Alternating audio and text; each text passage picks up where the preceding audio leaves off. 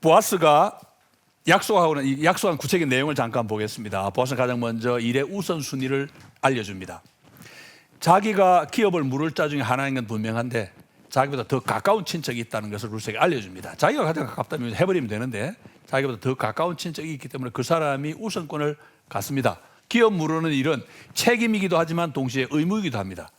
그래서 가장 가까운 사람이 먼저 그것을 물을 권리가 있습니다. 그래서 그 사람이 먼저 권리를 주고 대신 루스에게 확실히 약속하는 건 그 사람이 안 하겠다 할 수도 있으니까 만약 그 사람이 거부하면 내가 반드시 하겠다. 그러니까 룻 입장에서는 적어도 나오미가 의도한 걸 확보를 한 거죠. 반드시 기업 물을 사람을 확보를 하게 되는 건데 그 사람이 하겠다 그러면 하고 아니면 내가 반드시 해주마. 그렇게 약속을 합니다. 그러면서 이제 보아스가 그날 밤에 룻과 동침하지 않은 이유를 생각해 볼 수 있는데 첫째로는 자기에게 만약 그런 권리가 있다 하더라도 이건 밤에 몰래 할 일이 아니라고 생각한 거죠. 그래서 룻의 존엄함과 품위를 지켜주고 싶었다. 첫째로 보시고 두 번째로는 여자가 타장마장에 들어오는 일 자체가 또 덕스럽지 못한 일이다 그렇게 이야기를 합니다. 원래 들어가면 안 되는 자리인가 봐요. 거기는 남자만 가는 자리 같아서 그래서 그것도 안 되고 만약에 일이 성사가 돼도 그게 알려지면 나중에 룻 소문이 저 여자는 타장마장 들어갔던 여자야 하고 수근수근 날 거기 때문에 보아스는 그 점을 염려합니다. 그리고 세 번째로는 일을 질서에 따라 바르게 처리하는 것이 자기가 사랑하는 룻에게도 가장 좋지만 모두에게 유익이 되는 방법이기 때문에 그런 방법을 택합니다.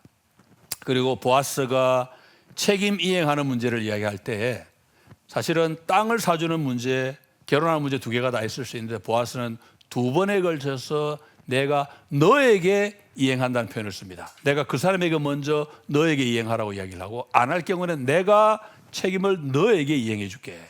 그러니까 보아스는 룻과의 관계를 굉장히 중요하게 생각을 하는 거죠. 그래서 보아스는 한마디로 룻의 정숙함, 현숙함, 그리고 룻의 이 권위 이런 것들을 지켜주기 위해서 애를 씁니다.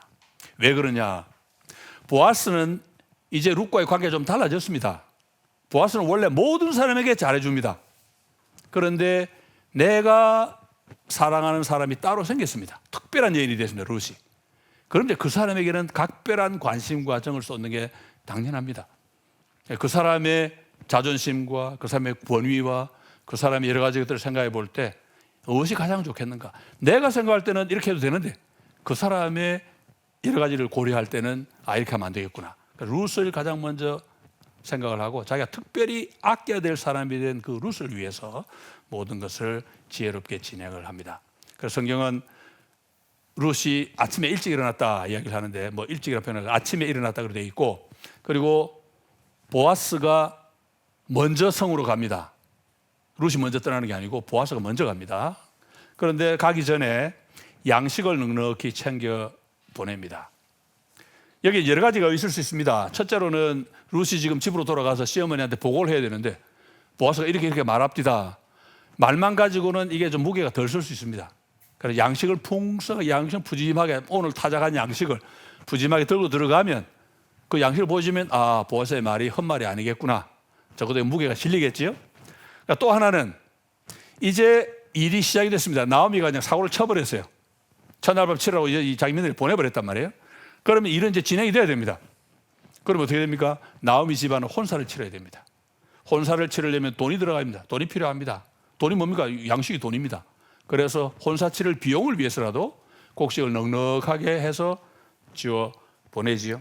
거기다가 또 만약 그 혼사의 당사자가 내가 된다면 나오미는 어떤 사람이 됩니까? 그러면 내가 결혼할 여자의 시어머니입니다. 내가 지금 그 사람의 아들 역할을 맡게 되는 겁니다. 그러니까 곡식을 넉넉히 챙겨 보내는 걸 말하자면 일종의 인사.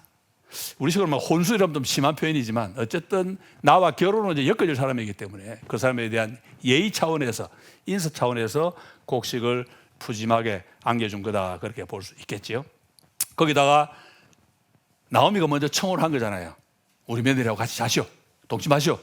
그러니까 어디 보면 보아스로는 이제 화답을 하는 거죠. 그대의 요청을 내가 받아들입니다. 그런 차원에서 곡식을 보냈다. 여러 가지 의미로 해석을 할 수 있습니다. 이제 보아스는 룻에게 겉옷을 달라 그러는데 6번을 대어주는데 이게 얼마나 되는 분량인지는 아무도 모릅니다. 그냥 6보리 그렇게만 표현되어 있습니다. 그 보리를 6번 되어줬단 말인지 아니면 6되를 줬단 말인지 6말을 줬단 말인지 표현이 안 나와 있습니다. 근데 여자가 혼자 들고 갈 분량이 6말을 주진 않았겠죠. 너무 많으니까. 6대도 아닌가. 어쨌든 6보리 이렇게 되어 있는데 그걸 이제 본문은 양이 얼마나 중요한 게 아닙니다. 중요한 건 6번, 6이라고 하는 숫자를 2번 강조합니다. 그런데 보아스가 룻을 시어머니에게 보내기 전에 양식을 주면서 한 말이 의미심장합니다. 빈손으로 너희 시어머니에게 가지 말아라. 그렇게 말하죠. 그런데 빈손으로 하는 말은 앞에 딱 한 번 나왔습니다. 언제 나왔습니까? 나오미가 마을 주민에게 내가 빈손으로 돌아왔다 말할 때 한 번 나왔습니다. 그러니까 이 룻기를 기록한 화자가 그걸 모를 리가 없죠. 앞에서 나왔던 그 말을 그대로 활용을 해서 시어머니에게 빈손으로 가지 마라 그렇게 말을 합니다. 무슨 말이겠습니까? 나오미의 빈손은 무슨 뜻이었습니까? 하나님 앞에 죄 지어가지고 벌받은 결과라고 나오미가 말했잖아요. 나로 빈손으로 돌아오게 만드셨다. 근데 보아스가 시어머니에게 빈손으로 가면 안 돼 하고 말하는 이 속에는 하나님의 징벌과 그에 따르는 이제는 회복이 필요합니다. 이제는 마음에 더 이상 빈손이 되면 안 됩니다. 그래서 시어머니에게 빈손으로 가지 말고 이제는 하나님이 다시금 과거의 풍족함을 회복해 주시는 계기가 된다. 그런 뜻이 되는 거죠. 그러니까 얼마인지는 말 안 하지만 6이라고 하는 숫자는 2번이나 강조합니다. 왜 6일까? 궁금하죠? 이것도 해석이 많이 있을 수 있는데 유대인들에게는 3이 완전수입니다. 그러니까 3을 2번 했다고 볼 수 있죠. 그리고 또 한 분은 여기에 이제 빨간 걸로 써놨는데 6은 노동을 뜻합니다. 7은 쉼입니다. 창세기에 나오지요. 출애굽기도 나옵니다. 6해 동안 열심히 일을 하고 일하고 나면 결과가 뭡니까? 안식이 옵니다. 아직은 안식이 안 왔습니다. 그래서 6개 이 보리를 6개를 대줌으로써 지금은 노동해야 한다. 이 노동은 쉼을 바라보는 것이다. 그런 차원에서는 이제 앞으로 곧 있을 그 결혼을 염두에 두고 이 숫자를 강조했을 수도 있다. 고생과 수고가 끝나면 안식이 올 텐데 아직은 고생과 수고를 하고 있습니다. 나중에 이제 두 사람이 결혼해 낳을 아들 이름이 오벳, 종이란 뜻입니다. 종, 일꾼. 뭡니까? 아직은 고생과 수고를 해야. 아직 메시아가 안 오셨거든요. 왕이 아직 안 오셨거든요. 그런 의미에서 그와 연결되는 그런 표현이라고 볼 수 있겠죠. 그 밑에 제가 야한 표현을 썼습니다. 보아스 이날 겉옷만 벗겼습니다. 왜? 외투 잡아라. 볼이 되어준다고. 속옷은 아직 못 벗겼어요. 나중에 이제 결혼하고 나면은 벗기겠죠.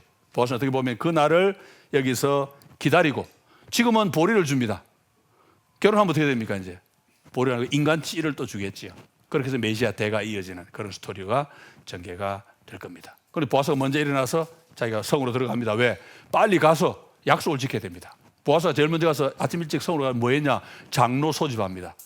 성읍에 장로 10명을 소집해가지고 전부 데리고 성문에다 앉히고 자기도 성문에 앉아서 이제 기다리게 되는데 재밌는 것은 이 밤을 새고 룻이 이제 나오미에게 갑니다. 아직 뭐 어둑어둑할 때지요. 밝은 낮이 되면 사람들이 누군지 알아보면 안 되니까. 그렇지만 캄캄한 밤에는 길을 모르니까 이제 길을 약간 알아볼 정도 돼서 이제 룻을 집에 보내주는데 룻이 집에 도착하자마자 나오미의 질문이 재미있습니다. 너는 누구니 내 딸아? 이렇게 말합니다. 이 학자들도 다 참 재미있는 표현이라 얘기를 하는데 너는 누구니? 우리가 생각할 때는 일이 어떻게 됐니? 하고 물어보는 거 아니에요. 그죠? 그래, 그렇게 연결해서 생각한다 그러면은 너는 누구니? 나오미의 며느리니? 아니면 보아스의 와이프가 됐니? 이제 그런 의미가 담겨 있다. 그렇게 볼 수 있어요. 동침했니? 그분의 부인이 됐니? 뭐 그런 질문이겠지요. 아니면 간접적으로 본다 그러면은 어떤 일을 성취했느냐? 성취하고 나면 사람이 더 멋있어집니다. 좀 더 멋있는 인간이 되었니? 이렇게 물어볼 수 있는 거지요. 그런데 어쨌든 질문은 너는 누구니? 내 딸아. 그런데 참 이것도 재미있습니다. 왜? 밤에 보아스가 룻을 발견했을 때 했던 거하고 똑같은 말이에요. 보아스가 룻을 발견했을 때 물어보면 뭡니까? 너는 누구니? 였습니다.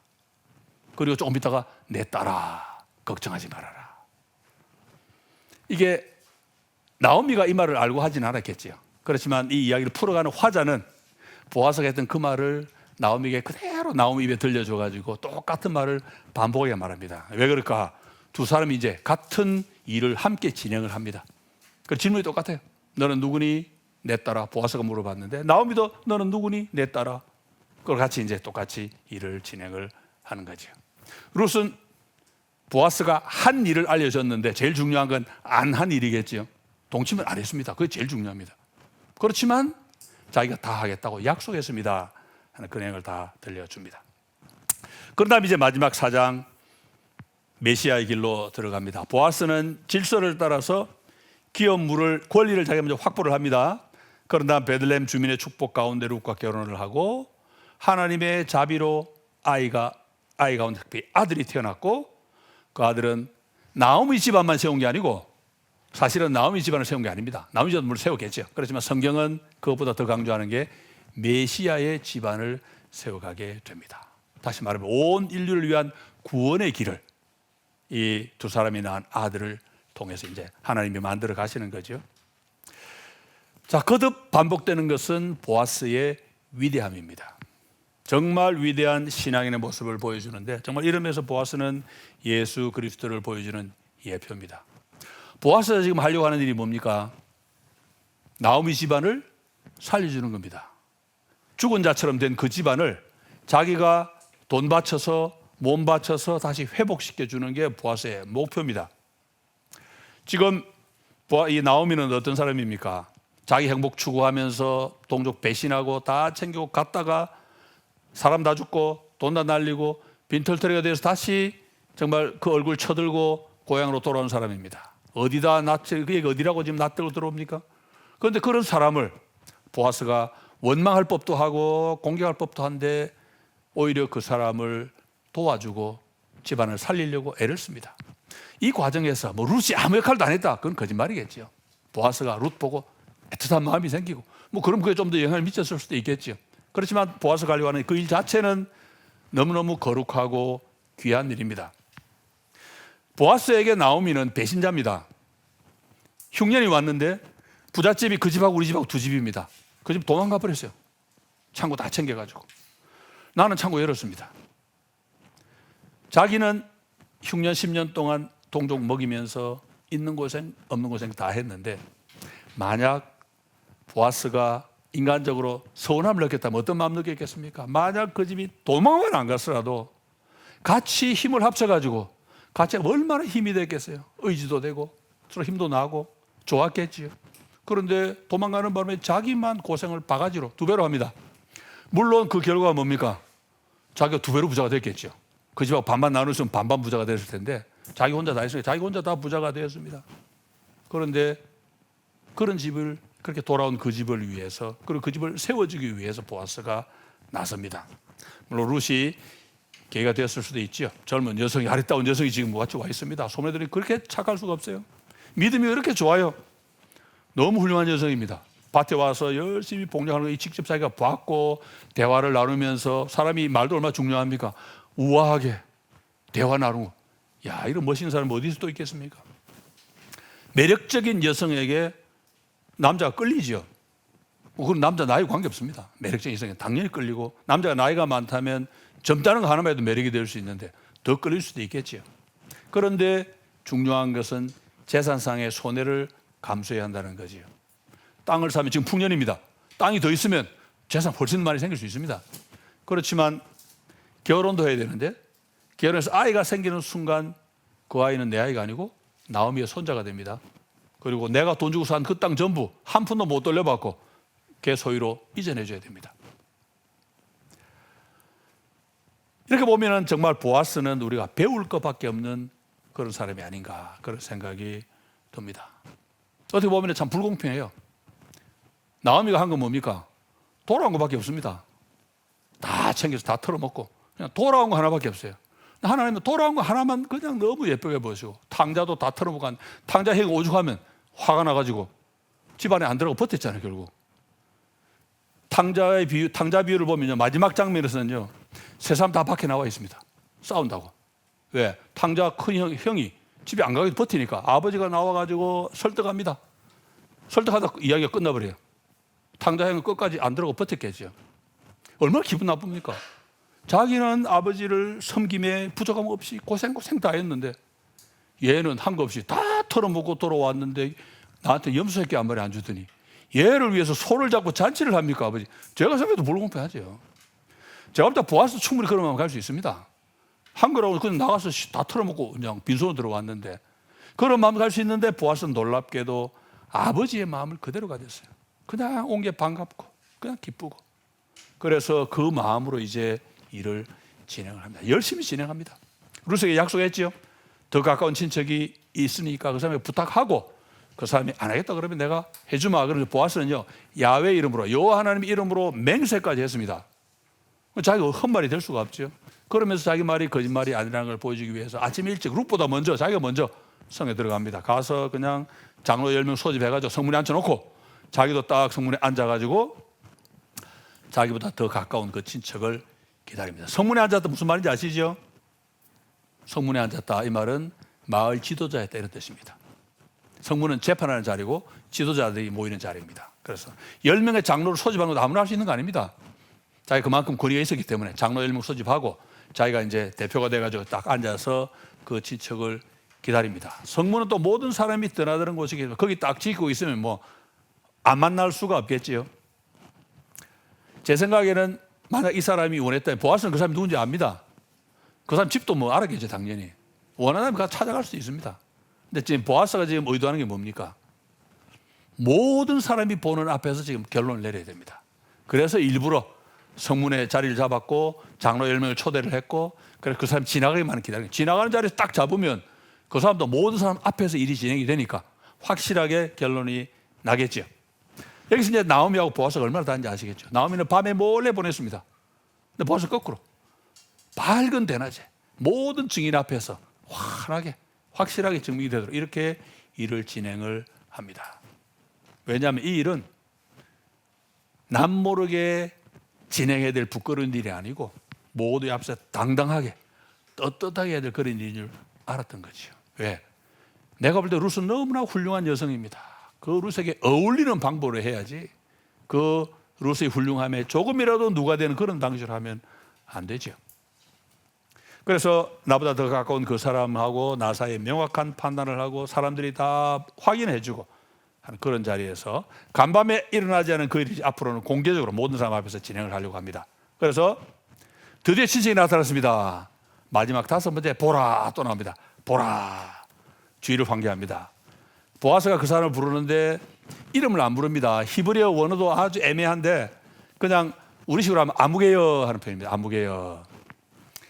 그냥 아무개여 하는 표현인데 아무개여 하는 우리가 사람 볼 때 아무개여 하고 부르지는 않잖아요. 제 생각에 아마 이름을 안 부르고 이보시게 뭐 이런 식으로 어이 뭐 이런 식으로 좀 심한 편에 야 하고 부르겠죠. 그렇게 부른 것 같아요. 이름을 표시를 안 합니다. 이유가 뭘까? 별로 자랑할 만한 이 말이잖아요. 왜냐하면 이 사람이 나중에는 자기는 포기하고 가버리기 때문에 그 사람 이름을 굳이 뭐 공개하면 뭐 하겠습니까? 그래서 아마 프라이버시를 지켜주기 위해서 이름을 공개 안 했을 수도 있다 생각이 드는데 어쨌든 이름은 안 나옵니다. 그냥 여보시게 하고 부릅니다. 그래서 그 사람을 이제 자리에 성문 높은 자리를 앉혀서 이제 이야기를 시작을 합니다. 그 사람이 이제 와서 이제 성문 높은 자리에 보아스의 자리에 함께 앉았습니다. 성읍의 장로 10명이 증인으로 와 있습니다. 장로 10명 외에도 성읍 사람들, 성읍은 거기는 사람들이 모여서 장사도 하는 그야말로 이 뭐라 해야 됩니까? 비즈니스 디스트릭트 우리말 뭐죠 이게? 사업지구. 말하자면 바로 이 병원이 있는 이 동네입니다. 가장 번잡하고 렌트도 제일 비싸고 이 동네. 그런 동네에 지금 모여있기 때문에 사람들이 다 와글와글 모여서 지금 장사도 하고 지금 뭐 아주 복잡한 그런 곳입니다. 거기 이제 모든 사람이 증인이 되는 거죠. 거기에서 그 사람을 불러놓고 이제 이야기를 합니다. 이게 근데 우리가 표현의 차이를 잘 봐야 됩니다. 이 보아스가 그 사람에게 땅을 사라고 이야기를 하는데 당신의 권리를 이야기해 주는데 재밌는 것은 나오미가 남편의 땅을 지금 팔려고 한다. 그러니 그 땅을 당신이 사시오. 히브리 원어로 명령형 동사입니다. 사시오. 영어로 buy 했는데 사시오. 나오미는 지금 과부고 아들이 없습니다. 다 죽었습니다. 며느리 하나 데리고 있습니다. 그 땅을 소유할 수가 없어요. 부동산 등기도 안 됩니다. 그러니까 이제 이 가까운 친척이 사주어야 한다고 말을 하면서 엘리멜렉을 가리켜서 우리의 형제라고 이야기합니다. 가까움을 강조하는 거죠. 우리 형제 엘리멜렉의 아내인 나오미, 그렇게 이야기하면서 사세요 하고 말을 합니다. 그리고 이제 백성의 장로들 앞에서 알리고 말하는 것이라고 자기가 몇 번 강조합니다. 왜? 공정하게, 투명하게 해야 되니까 그렇죠. 그러면서 이 많은 증인들 앞에서 당신의 의사를 명확하게 표시하시오. 책임 맡으려면 맡고 그럴 의향이 없으면 자기에게 알려달라고 그럽니다. 왜냐하면 기업 물을 사람이 당신하고 나 둘밖에 없습니다. 알려주세요. 그런데 이제 보아스는 알려주세요. 당신이 안 하면 내가 하겠습니다. 이런 말을 안 합니다. 그건 무례한 말이 될 수도 있잖아요. 그래서 그냥 하실 겁니까? 안 하실 거면 알려주세요. 그렇게만 이야기합니다. 왜? 우리 둘밖에 없습니다. 그렇게 말을 합니다. 그런데 룻한테는 이야기했어요. 그 사람이 안 하겠다 그러면 내가 반드시 하겠다. 그런데 지금 그 사람에게 의사를 물어볼 때는 당신이 안 하면 내가 하겠어 이렇게 말하지 않습니다. 그건 무례한 말이 될 수 있기 때문에 하시겠습니까? 우리 둘밖에 없습니다. 그 정도만 말하고 그칩니다. 그런데 보아스의 말이 끝나기가 무섭게 그 사람은 자기가 모르겠다고 이야기를 합니다. 그 땅 사겠다는 이야기죠. 이 사람은 그 땅을 사는 일 하나만 생각한 것 같아요. 지금 풍년입니다. 땅이 많을수록 재산 불어납니다 지금. 그러니까 땅 돈 주고 사도 그 땅 몇 년만 굴립니다. 돈 많이 벌 거니까 괜찮겠다 생각을 하고 땅을 사겠다고 이야기한 거죠. 그런데 이제 보아스가 그 사람이 이제 사겠다고 한 그 말의 뜻이 뭔지를 설명을 해줍니다. 여기서 이제 보아스가 조금 말을 다르게 합니다. 조금 전에는 나오미가 땅을 관리하고 있기 때문에 그 땅 사야 된다 이렇게 얘기했죠. 여기서 뭐라고 얘기하니까 나오미가 파는 그 땅을 사실은 룻한테 사는 겁니다. 그렇게 말을 합니다. 무슨 말인지 아시겠죠? 왜? 나오미가 아들 둘 데리고 모압 갔을 때 남편이 먼저 죽었습니다.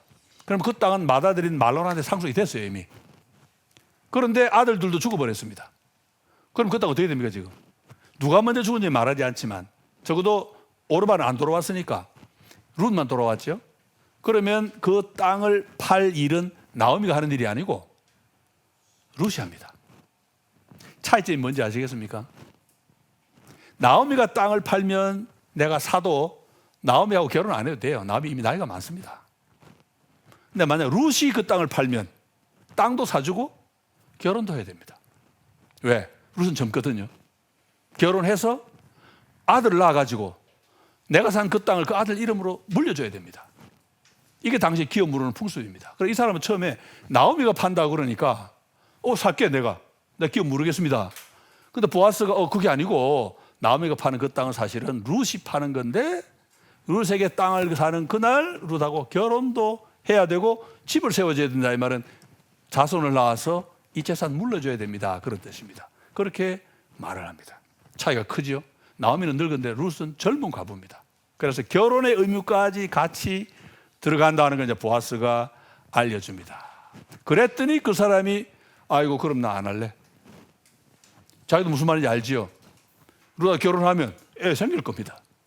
그러면 자기 재산 다 날립니다. 그냥 자기 돈 주고 땅 샀는데 나는 내 재산상의 손실이 생기라 싶어 못하겠소.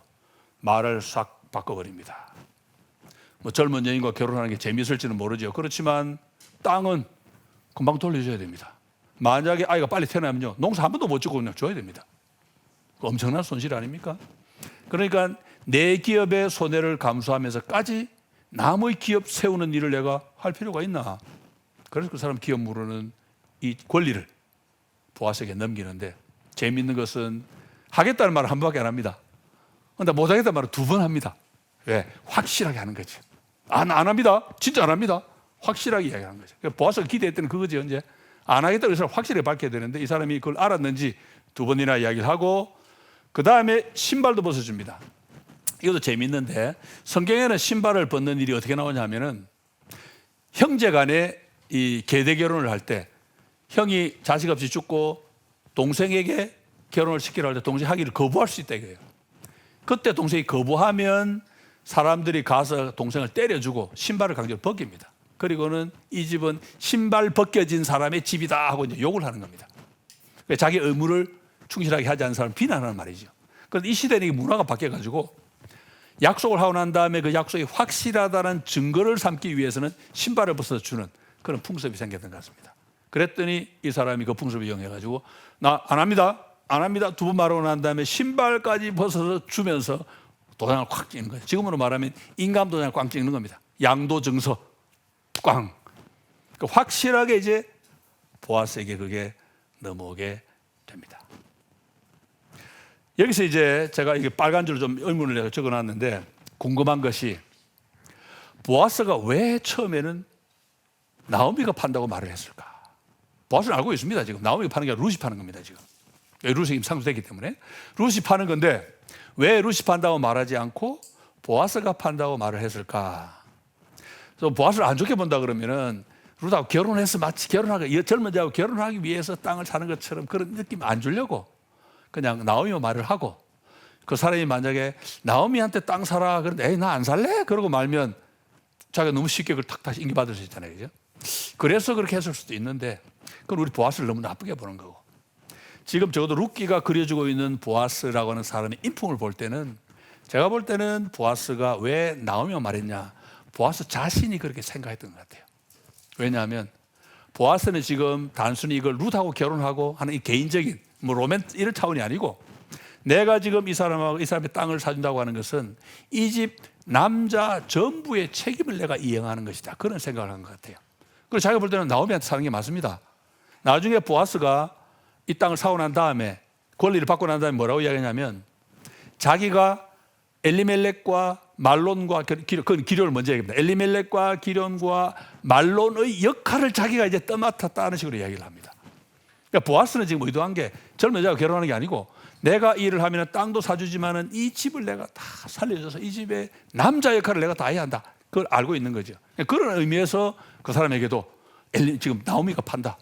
그런 의미로 이야기했다. 나 그렇게 볼 수 있는 겁니다. 제가 볼 때는 그래서 그런 것 같아요. 그런데 그 사람이 떨렁 하겠다고 그러니까 여기 낭비 뜻이 뭔지 압니까? 하고 이제 좀 더 자세하게 설명해 주는 거예요. 지금 룻하고 결혼도 해야 하고 애도 낳아줘야 되고 땅도 물려줘야 되고 이야기하니 그 사람이 와 이거 그런 손해본 작전 안 합니다. 다 끊어버리는 거죠. 제가 볼 때는 보아스가 나쁜 의도로 그렇게 했다기보다는 자기가 가지고 있는 열정이 너무 넘치는 거예요. 지금 자기는 그 집안을 살리고 싶은 거예요. 그런데 그걸 말하다 보니까 나오미에게 산다고 이야기를 했고 그 사람은 자기가 그 땅을 사주겠다 이야기했고 그러다 보니까 나중에 이제 좀 더 복잡한 단계로 가지 않는 생각이 듭니다. 그리고 이 과정을 통해서 우리가 그러면 이름도 안 나오는 이 사람의 존재는 무슨 의미가 있나? 제가 볼 때는 큰 의미가 있습니다. 왜냐? 첫째로는 나오미의 집이 부자였다는 걸 우리 짐작할 수 있습니다. 땅이 얼마 안 됐으면 가지고 살 수 있죠. 젊은 여자하고 결혼도 한다는데 뭐 데리고 사는 재미도 있겠죠. 땅이 얼마 안 된다면. 그런데 나오미의 땅이 큽니다. 부자입니다. 그런데 좀 데리고 살다가 애가 생겨서 물려야 된다. 야, 그건 너무 큽니다. 그거 소리 나지 못하겠다. 그런 점에서 나오미가 적어도 상당한 부자였다는 걸 여기서 하나 간접적으로 우리가 짐작을 해볼 수 있고 그다음 두 번째로는 보아스라고 하는 사람의 인품이 얼마나 훌륭한가 를 다시 한번 확인을 합니다. 더 가까운 친척이 할 수도 있는데 와, 나 손해볼까 봐 못하겠다고 떨어지는 이 장면을 쭉 보면서 아, 이걸 처음부터 하겠다고 열심히 추진한 이 보아스는 참 대단한 사람이구나. 그걸 다시 한번 확인하는 거죠. 보아스는 이미 알고 있습니다. 자기가 하려고 하는 그 일이 얼마나 손해나는 일인지 그리고 마지못해 떠맡는 게 아니고 그 일을 정말 자기가 적극적으로 추진하는 사람인데 그걸 보면은 보아스가 얼마나 훌륭한 사람이 확인이 되고 어떻게 보면은 보아스는 정말 십자가의 길이 어떤 것인지 알고 있는 그런 사람이 아닌가 생각이 듭니다. 예수님이 부자 청년에게 율법 다 지켰다고 그러니까 하나도 안 지켜놓고 지켰다고 거짓말하는 거죠. 사실은 지키고 우리 부자일 수 없으니까 너 가지고 다 팔고 가난한 사람 주고 나를 따라오너라 그런 말씀하셨는데 마치 이 기업 무르기를 양보한 이 사람도 나 율법 다 지켜서 말하는 것 같은데 따지고 들어가 보니까 하나도 안 지켰습니다. 다 팔고 따라오느라 고 나 안 합니다. 그냥 가버린 거예요. 그 근심하며 가버렸던 부자 청년처럼 이 사람도 가버리고 그렇지만 보아스는 주님을 따르는 것이 어떤 것인지 알고 정말로 망대를 지을 건축비 미리 다 계산해보고 주님을 따르려면 내가 다 버려야 되겠구나 알고 주님을 따라간 정말 진정한 그리스도의 제자가 아닌가 그런 생각이 듭니다. 자, 이제 보아스는 장로들과 백성 앞에서 공적으로 선포합니다. 첫사람이 양도하고 자기에게 넘겼다고 하는 것을 모든 증인 앞에서 확인을 받고 그런데 그것을 표현하기를 아까 말씀드렸죠. 자기가 그 집 남자 역할을 도맡았다 하는 것을 명확하게 합니다. 엘리멜렉, 기럨, 말론 그 사람 대신 이제 내가 이 집 남자가 됐다. 그렇게 이야기를 하는 거죠. 그래서 나오미의 손에 샀다 그렇게 말을 하는 것입니다. 이것은 뭐 기업 무르는 전통의 율법적 의미죠. 기업 무르는 전통이 왜 생겼겠습니까? 억지로 해주러 아니죠. 내 형제가 지금 찌그러졌습니다. 나는 아직 살아있어요. 그러면 내가 힘을 도와가지고 그 사람도 다시 되살려주는 그게 율법의 정신인데 보아스는 그 정신을 알았습니다. 그래서 내가 지금 뭐 부자인데 손해 좀 나겠죠. 손해 나면 어때? 그 집도 살면 좋지. 지난 10년간 베들레헴 사람들하고 함께 동고동락했던 그 마음, 그리고 룻이 처음 왔을 때 룻을 환대했던 그 마음이 다 가짜가 아니고 정말 하나님의 마음, 거기서 우러나는 그런 표현들이었고, 그래서 말론의 아내였던 룻을 내 아내로 삼는다 하는 것을 명확하게 이야기를 하고, 그리고 다시 말하면 자기가 결혼해서 그 아이를 통해 죽은 자의 기업을 잇게 하겠다 약속을 합니다. 결혼해서 룻이 아이를 낳고 그럼 그 아이가 말론의 아들이 되어가지고 대를 이어가도록 내가 하겠다 하고 사람들 앞에서 약속을 합니다. 보아스도 사람입니다. 뭐 제가 보아스라도 룻하고 결혼한 거 마음 설렜을 것 같아요. 그것이 보아스의 하나님 마음을 본받은 보아스의 동기를 나쁘게 만들지는 않지요. 그냥 엘리멜렉 집안 형제, 우리 형제라고 불렀는데 엘리멜렉 집안을 다시 세우는 그 일에 자기의 모든 것을 드리겠다 그런 약속으로 귀하게 쓰인 거지요. 자, 보아스가 이렇게 선언하고 나니까 이제 백성들이 화답을 하는데 이후의 이야기는 땅 사주는 이야기가 안 나옵니다. 애 낳는 이야기 하느라 완전히 압축이 됩니다. 애 낳는 이야기밖에 안 나와요. 그러니까 이제 사람들의 관심이 땅 사주고 안 사주고 그런 것 떠나서 아이 낳고 그 아이가 어떻게 되나 거기에 이제 계속 집중하게 되는데, 보아스하고 룻이 결혼을 하니까 사람들의 축복의 내용은 전부 자손 낳는 일에 집중이 됩니다. 그런데 여기서 이제 표현의 차이가 아주 미묘한 차이가 있는데, 지금 사실은 보아스가 그 집 사위가 되는 거 아니에요. 그 집 아들 하는 거 아니에요. 그죠? 그런데 거꾸로 성경은 마치 룻이 보아스 집안에 시집가는 것처럼 그립니다. 벌써 방향이 많이 다르죠. 보아스는 그 집에 말론의 아들을 낳아주기 위해서 결혼을 한 건데 성경은 그렇게 그리지 않고 시작은 그렇게 해놓고 보아스는 그렇게 말했는데 정작 이야기를 풀어가는 이 화자는 그렇게 말하지 않고 마치 룻이 보아스의 집으로 시집가는 것처럼 그렇게 그립니다. 어떻게 표현합니까? 룻이 라헬과 레아처럼 되면 좋겠다. 라헬과 레아는 누굽니까? 자기 조상입니다. 야곱의 두 아내. 그 두 아내 밑에서 두 여종 이제 실바와 빌하에서 네 사람의 부인을 통해서 자녀가 아들 12이 태어나지요. 딸도 하나 태어나고. 그래서 야곱 집안이 자리를 잡게 되는데, 말하자면 이스라엘 백성이 시작되는 시점이 바로 라헬과 레아 두 사람이거든요. 그 사람이 경쟁하듯 애를 많이 낳았는데 이제 시니까 룻 너도 그런 식으로 애 많이 낳아라.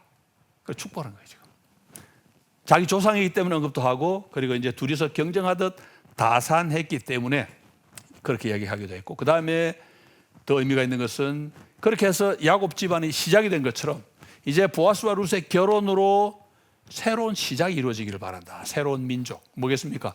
다윗 왕국이죠. 그 다윗 왕국이 상징하는 예수 그리스도의 나라, 하나님의 백성, 그걸 미리 축복해 주는 것이다. 그렇게 볼 수 있죠. 그리고 이 축복에는 우리도 들어갑니다. 왜? 그렇게 해서 낳은 아들, 그걸 통해서 우리가 결국 하나님의 백성이 되고 요한복음 1장 12절처럼 영접하는 자 곧 그 이름을 믿는 자에게는 하나님의 자녀가 되는 권세를 주셨으니 우리가 그런 권세를 입은 자녀니까 우리도 그 축복에 포함이 되어 있다고 볼 수 있겠죠. 그 다음에 재밌는 것은 여기 갑자기 다말이 튀어나옵니다. 다말이 누군지 아시잖아요. 유다의 며느리입니다.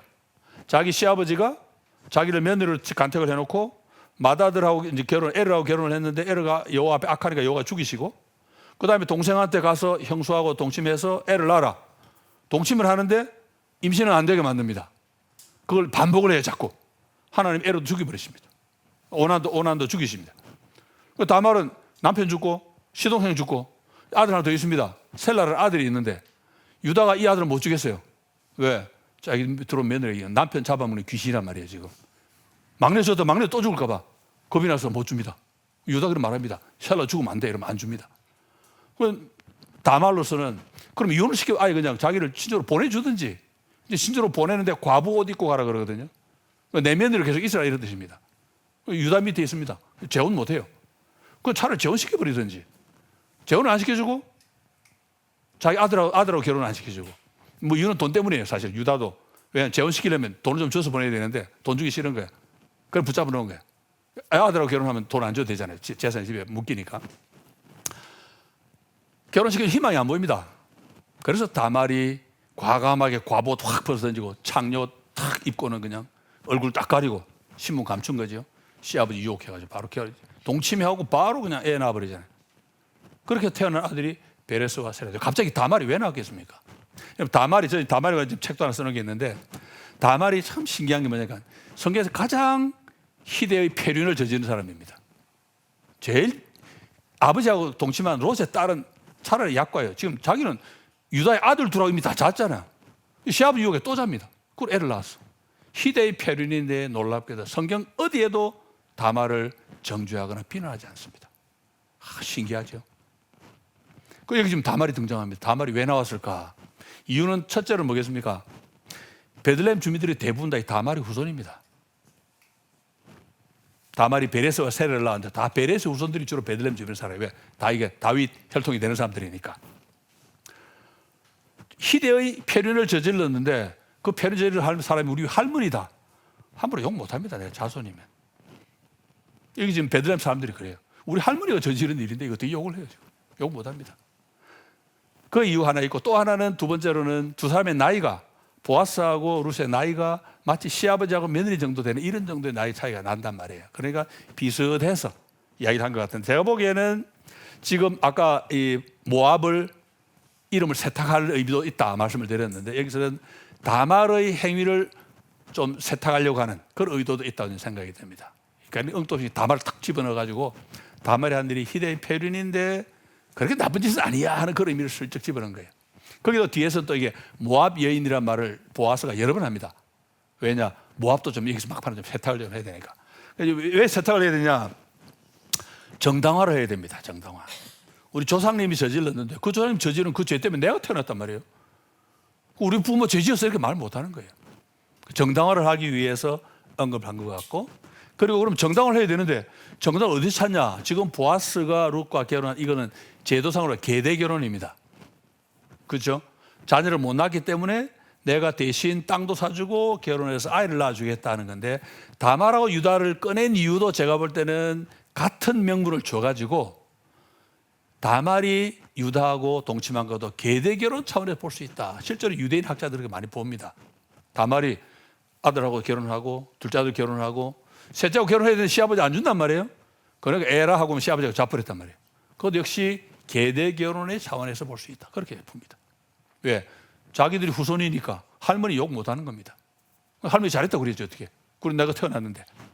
그러니까 정당화하기 위한 의도도 있다고 볼 수 있습니다. 그래서 사람들이 베들레헴 사는 사람들이 다 레아와 라헬 후손이고 다말 후손이고 그리고 다말이나 베레스의 후손들이니까 그 일을 통해서 자기 부모 조상들을 좀 정당화도 시켜주고 또 그와 동시에 또 보아스와 룻의 결혼을 통해서 정말로 멋진 아이들이 자녀들이 태어나기를 바라는 그런 마음을 담은 것이 아닌가 그런 생각이 듭니다.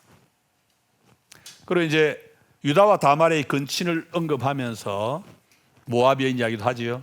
모압은 원수 관계고 아브라함의 조카 롯의 후손들이고 그런데 여기도 이제 모압 여인이라고 다시 한번 언급하면서 이 사건 롯과 딸 사이에 있었던 그런 근친 사건도 조금은 좀 정당화해 준다 그럴까요?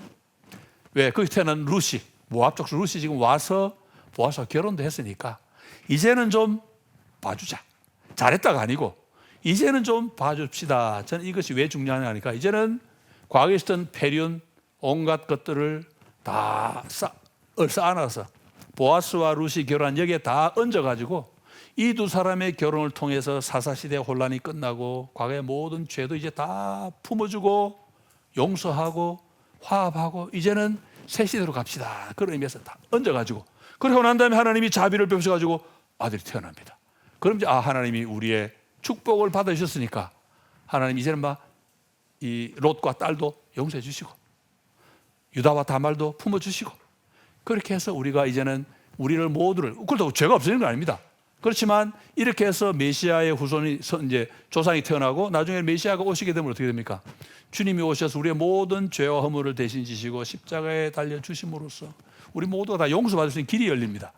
그러니까 여기서 이제 그 길을 예배하는 사람들이 과거에 이런 끔찍한 패륜들을 언급하면서 축복과 연결하는 그 점은 앞으로 오실 메시아가 어떤 구원을 우리에게 주실 것인지 그것을 미리 보여주는 그런 복이라고도 볼 수 있는 거죠. 어쨌든 여기는 이제 힌트보다 암시를 줍니다. 10년을 보아스와 함께 겪었습니다. 그리고 중요한 것은 보아스가 룻과 결혼해서 꼭 아이를 낳아주세요 하고 힘차게 축복합니다. 여기서 우리는 보아스에서 또 알 수 있습니다. 뭘 알 수 있습니까?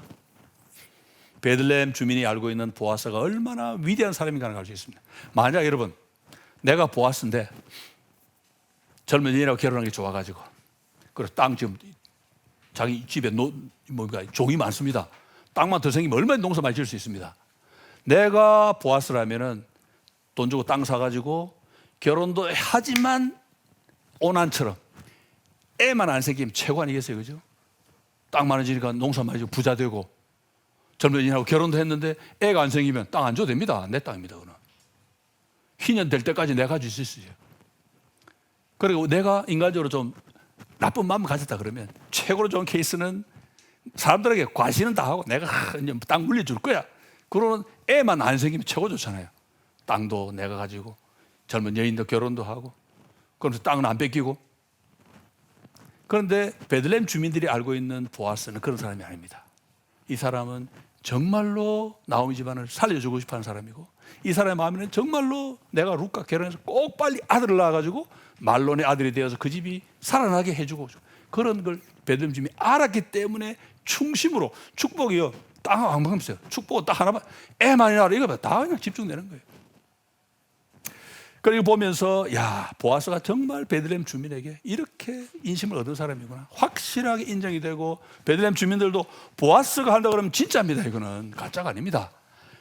그래서 야, 정말 저는 이걸 통해서도 축복의 말 속에도 보아스가 얼마나 훌륭한 사람인지 그대로 나타나 있습니다. 그래서 보면서 보아스는 이 룻기에서 진짜 완벽하게 단 하나의 흠결도 없이 완벽하게 나타난 사람이고, 그래서 나오미 집안을 살려준다는 그런 차원에서 고엘이 돼가지고 자기를 희생해서 그 집안을 살려주기 때문에 그리스도의 표상이 되고, 그리고 처음부터 끝까지 단 한 번의 어김도 없이 말씀을 순종하는 본이 되어서도 그리스도의 완벽한 순종을 미리 보여주는 본이 되고, 그러면서 여러 가지로 그리스도의 표상이 되는 그런 사람이 아닌가 생각이 됩니다. 드디어 이제 보아스가 룻을 품었습니다. 하나님을 기쁘시게 한 결합이지요. 하나님이 당연히 아들을 주시지요. 보아스가 아이고 임신했구나 땅을 쳤겠습니까? 아니죠. 보아스 정말 진심으로 그 집 살리고 싶었기 때문에 보아스도 정말로 기뻐했을 것이다, 그런 생각이 듭니다. 그리고 아이가 태어난 이후에는 이제 모든 축복이 나오미에게 집중됩니다. 왜? 보아스가 희생해가지고 가장 혜택을 많이 본 사람이 바로 나오미입니다. 아까 말씀드렸듯이 불공평해요, 진짜. 기분 나쁜 반응을 볼 수도 있죠. 탕자 형처럼. 그런데 이 베들레헴 공동체에서는 그런 사람이 아무도 없습니다. 보아스가 안 그러는데 누가 감히 나서겠어요? 보아스가 이미 그 집을 살려주겠다고 앞장을 서는 판국이니까 베들레헴 주민들은 보아스 은혜로, 보아스 덕에 지금 흉년을 잘 낳은 사람들이 감히 그렇게 못하지요. 보아스의 그 마음을 자기들도 본받아가지고 나오미를 축복해주고, 그리고 나오미에게 다시 한번 기회를 주신 야훼 하나님을 힘차게 찬송을 합니다. 그러면서 기업 물을 자를 하나님이 두셨다. 다시 말해 기업 물을 자가 뭡니까? 우리가 완전히 망했을, 내가 죄 지어가지고 타락하고 호랑방탕해서 완전히 망했을 때도 우리를 불쌍히 보고 우리를 위해 자기를 희생해서 살려줄 그런 존재가 기업 물을 자인데, 하나님이 나오미에게 그런 자를 주셨다. 그러니까 이제 이전에 보아스가 작은 일에 충성해가지고 풍년이 왔을 때 넓은 땅, 많은 종을 가진 것이 많은 일을 주께서 맡긴 것이다 말씀 드릴 때 기억나세요? 하나님 맡기실 더 많은 일이 아직 남아있는데 그 일이 뭔가 하면 바로 룻과 결혼해서 아이를 낳고, 그리고 베들레헴 전체가 진짜로 하나님을 모시고 서로 사랑하는 아름다운 공동체가 되게 만드는 일이고, 그 하나님 맡기신 가장 큰 일이 뭐냐? 메시아의 조상이 되게 만드신 일이겠죠. 여기서 이제 궁금한 거는 뒤에 이제 언급하는데,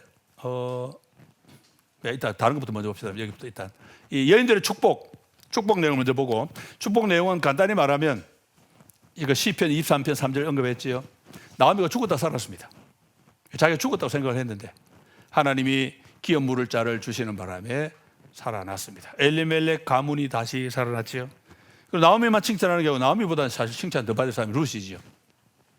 왜냐하면 룻은 시어머니를 사랑한 며느리, 사랑한다는 말이 딱 나옵니다. 룻은 시어머니를 사랑했습니다. 이 사랑의 출발점이 뭐냐? 시어머니를 통해서 하나님을 알았기 때문에, 참 하나님을 만났기 때문에 그 시어머니가 완전히 알게 됐고, 그리고 이 시어머니를 사랑한 며느리, 그리고 여기 있는 표현대로 7 아들보다 더 나은 며느리가 아들을 낳았습니다. 왜 7 아들보다 더 낳았습니까? 아들 둘인데 죽어버렸어요. 아들 7이라도 그 다음에 대 못 이어주면 그 당시 끝입니다. 그런데 며느리가 잘나가지고는 계대결혼을 통해서 대를 이었습니다. 그러니 아들 7, 완전수 7보다 더 멋진 그런 며느리가 바로 룻이다. 그렇게 칭찬을 합니다. 7 아들보다 귀한 며느리 룻은, 룻도 역시 자기 희생의 표본입니다. 다 바쳤기 때문에. 왜? 시어머니 말대로 그냥 낮아지는 길로 갔습니다. 가서 동침해라. 예, 하고 갔습니다. 근데 보아스가 잘 지켜줘서 그래 안 일어났지만 저 룻은 다 버렸습니다. 그래서 버렸을 때 하나님이 복 주셔서 이렇게 큰 일을 하게 하셨고, 나오미가 아이를 받았습니다. 생물학적으로는 보아스의 아들인데 법적으로는 내 손자입니다. 그 아이를 품에 안고 양육자가 되었습니다. 정말 나오미가 이게 꿈이냐 생시냐 뭐 그랬겠죠. 자기가 떠났을 때 가서 10년 고생할 때는 이런 날이 올 거라고는 상상도 못하죠. 언감생심 어떻게 꿈이라도 꾸겠습니까? 그런데 회개하고 돌아오니까 하나님이 반겨주시고, 하나님의 마음을 품은 보아스가 앞장서서 자기를 반겨주고 자기 집안을 살리는 일까지 잘 해주고, 그래서 결국 아들이 태어났고, 그 아들이 오벳입니다. 오벳은 종이란 뜻이고 노예란 뜻도 되고 헌신자 또는 예배자도 됩니다. 메시아를 기다리는 우리의 마음을 담은 그런 이름이라고 볼 수 있지요. 그런데 보아스가 소집한 예루살렘 공동체, 베들레헴 공동체를 보면 우리가 그 분위기를 짐작할 수 있습니다. 이 사람들이 누구냐? 얼마 전에 나오미를 약간 조롱하든 말하든 그 사람들이죠. 나오미가 낮아져서 자기가 징계받은 일을 사람들이 이야기했을 때 사람들은 다 입 닫았습니다. 입 닫고 이후의 과정은 뭐냐? 서로 이제 용서하고 받아주는 과정이죠. 용서 말할 필요도 없고 그냥 지나가면서 받아주고, 그리고 실제로 룻과 보아스가 결혼할 때 보니까 정말로 아낌없는 성원과 축하의 말을 던져줍니다. 이 사람들 볼 때도 나오미가 잘 되는 기분 나쁠 수 있죠. 그런데 정말 충심으로 축하해주고 기뻐해주고, 그리고 아이를 낳으니까 정말 온 마을이 기뻐하면서 야, 나오미 집안을 하나님이 다시 살려주셨구나 기뻐하면서 기쁨을 나누는데, 저는 이것이 거기 예수님이 잃었다 찾은 기쁨 비유로 말씀하실 때 말씀이 뭡니까? 회개할 것 없는 의인 99명이 말미암아 기뻐하는 것보다 더하리라. 그런데 그러고 난 다음에 3절 뒤에 주님이 죄인의 회개가 하나님의 사자들 앞에 기쁨이 된다, 그런 표현을 쓰십니다. 제가 보는 때 베들레헴 주민들이 회개하고 돌아온 나오미를 하나님의 사자들이 되어가지고 같이 기뻐해 준 그런 사람들이 아닐까. 이 사람들은 베들레헴을 그야말로 천국으로 만든 사람들입니다. 왜? 서로 아끼고 사랑하고 하나님이 원래 인간을 만드실 때 그때 모습대로 더불어 사는 공동체를 만든 그 사람들이 바로 베들레헴을 천국으로 만든 거지요.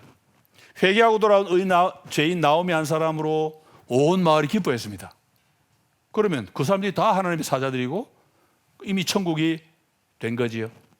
이 속에서 이제 이 훈훈한 베들레헴 인심을 보면서 이 인심이 가능하게 만든 장본인이 누구냐 볼 때 역시 지난 10년 함께 고생하고 또 나오미 집안도 직접 앞장서서 살려준 보아스가 아닐까. 보아스는 룻이 여호와의 날개 아래 보호받기를 원한다 축복하기 전에 이미 자기가 여호와의 날개 그늘이 되어가지고 베들레헴 주민들을 돌보았고, 그리고 룻도 나중에 결국 자기가 옷으로 날개로 나를 덮으소서 할 때 밤에 동침은 안 했지만 결국은 자기 날개로 덮어주고 그 집안을 다 살려주었습니다. 그래서 이 책은 보아스기 그래 될 것 같다 그런 생각을 많이 합니다만은, 보아스기 하면 사람들이 많이 안 읽을 겁니다. 여자는 뭐 됐으니까 많이 읽는 것 같아요. 룻기, 여기서 우리 알 수 있는 게 뭐냐니까, 보아스기는 사람의 책이 아니고 하나님의 책입니다. 이 내러티브는 하나님의 내러티브입니다. 그런데 하나님 내러티브는 사람들이 함께 엮어갑니다. 사람들이 엮어가는데 왜 하나님 이야기가 되냐? 하나님을 사랑하고 하나님을 믿고 하나님을 순종하는 사람들이 하나님을 순종하다 보니까 만나게 되고, 순종하다 보니까 가까워지고, 순종하다 보니까 결혼도 하고, 하나님이 야 내가 복 주마 애가 턱 태어나고, 하나님을 순종하는 가운데 일이 착착착 진행이 되니까 사람들의 얘기가 결국 하나님 이야기가 되고, 그리고 하나님이 창세 이후로, 인간이 죄지고 난 이후로 창세기 3장 15절에서 원시복음으로 약속하셨던 그 구원이 한 단계 한 단계 진행이 되는데, 죄를 지어서도 진행이 되지만 여기서는 철저한 믿음과 순종을 통해서 진행이 되고, 아이를 낳았는데 오벳의 아들 또 낳았는데 이세가 또 낳았는데 다윗. 그러나 결국 보아스하고 룻은 다윗 왕의 증조 할아버지, 증조 할머니가 되죠. 근데 여기서 아까 말씀드렸죠. 보아스가 지금 나오미의 아들 역할을 했는데, 이후에 성경을 기록하기를 룻이 마치 보아스 집에 시집가는 것처럼 적었죠. 그리고 보아스가 지금 아이 낳은 이 아이는 말론의 아들입니다. 그런데 성경은 뭐라고 기록합니까? 예, 이 베레스의 족보를 쭉 적으면서 보아스는 이세를 낳고 보아스 아들이 되어버렸어요. 저기 느끼는 게 뭡니까? 우리가 알 수 있는 게 뭐냐? 우리 하나님께 드리면 하나님 빼앗아가시면 아닙니다. 하나님 드리면 하나님이 쓰시고, 하나님 쓰시면 그거 내 거 그대로 있습니다. 안 없어집니다. 그거 내가 안 드리면 빼앗아가시겠죠. 우리가 드리면 하나님은 다 쓰시고 남아있고, 주님께 드리면 주님이 그대로 쓰시고 하나도 안 없어집니다. 이것이 이 룻기가 우리 마지막에 우리가 보여주는 좋은 교훈이 아닌가 그런 생각이 듭니다. 결국은 보아스 한 사람이 베들레헴을 바꾸고 났지요. 그리고 보아스가 베들레헴 공동체를 이렇게 서로 사랑하고 더불어 사는 공동체를 만들었을 때 첫 번째 결과는 오벳이 태어나서 이세 다윗으로 갔고, 두 번째 결과가 뭡니까? 1000년 뒤에 마리아가 임신을 했습니다. 호적을 해야 되겠는데 약혼자인 요셉이 다윗 후손입니다. 본적지에 가서라. 본적지가 베들레헴입니다. 그래서 베들레헴으로 갔는데 마침 해산할 때가 딱 차가지고는 애를 낳았는데 베들레헴에서 낳았습니다. 무슨 말입니까? 다윗 때문에 그것이 낳은 거잖아요. 요셉이 자기 다윗 집안이기 때문에 베들레헴 갔잖아요. 결국 뭐냐니까 예수님이 베들레헴에 태어나셨기 때문에 베들레헴은 온 우주의 중심입니다. 지금 그걸 중심으로 만든 출발점이 뭐냐?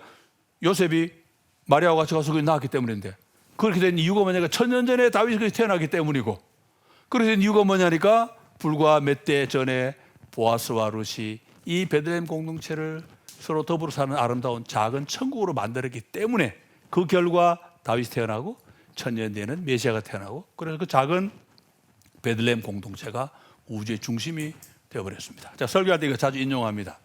여러분, 우리가 살고 있는 우리 교회, 여기가 우주의 중심이 되는 방법이 뭡니까? 서로 더불어 사는 공동체가 되면 됩니다. 내가 희생하고 사랑하고 해서 모두를 함께 세워주면 그 자리가 바로 하나님이 오시는 우주의 중심이 된다. 우리의 목표는 뭐냐?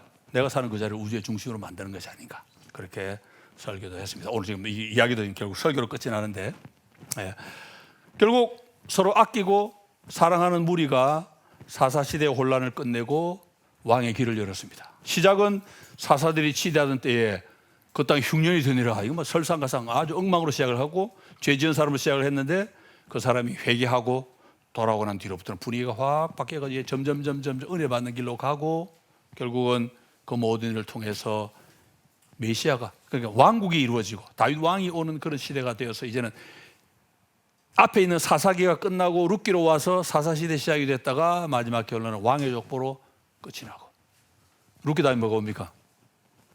사무엘상이 옵니다. 사무엘상이 오면 뭡니까? 사무엘이 사울 왕도 세우고 다윗도 세우고 왕국으로 건너가는, 룻기는 중간에 연결 아주 중요한 그런 스토리인데, 이 스토리가 아주 재미있는 내러티브가 되어가지고 우리 하나님 역사 속에서 어떤 사람이 되어서 살아야 할 것인지 잘 보여주는 너무나 멋진 그런 말씀 이야기입니다. 제가 마지막 결론에서 한 것처럼 이 사람들이 알았겠습니까? 1000년 뒤에 예수님이 태어날 줄 누가 알았겠어요? 자기들은 그냥 열심히 살았습니다. 열심히 살았는데 하나님 섭리 가운데 정말 우연히 자기도 모르는 사이에 베들레헴이 온 우주의 중심에 그런 역사가 있었다. 오늘 우리가 이것을 바라보면서 우리도 같은 믿음을 살면 좋겠다 그런 생각이 듭니다. 예, 이상 제가 준비한 거 마무리하겠습니다. 감사합니다. 네. 제가 해석한 특별히 강조한 두 가지도 여러분 앞으로 6기 계속 좀 보시면서 좀 동의되는 부분 안 되는 부분 좀 피드백도 좀 주시면 감사하겠습니다.